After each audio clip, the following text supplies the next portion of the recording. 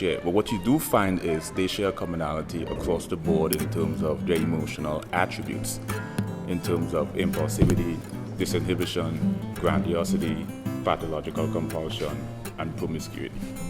Empathy a lot of times too, right? Yeah, empathy, of course. And empathy is one of those things I spend like a level. So. And also linguistics. Yeah, linguistics. Do you speak a lot of different languages? Not psycho and sociolinguistics, but more like the subsets, the different branches, and primarily the role it plays in humor.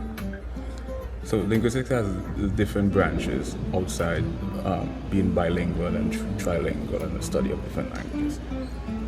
So. And musicology. Yeah. You do acoustic guitar playing. Yeah, well, I write, compose, arrange, transpose, I have a fundamental understanding of how music works. And you lecture on all these subjects?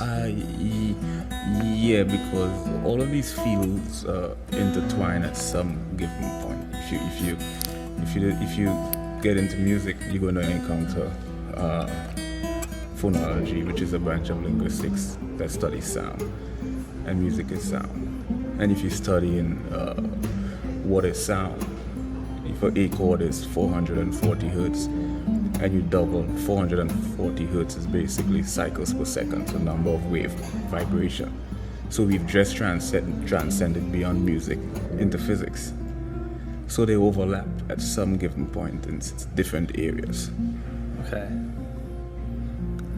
But you're maybe more known, so you do all this, but you also have a YouTube channel called Mr. Pregnant. Yeah. Where you like sing and dance with your shirt off? Yeah, Mr. Pregnant is a metaphor for full of it. It's kind of Mr. Pregnant was primarily created to materialize the abstract concepts I had. So I wanted to give a visual. If I wanted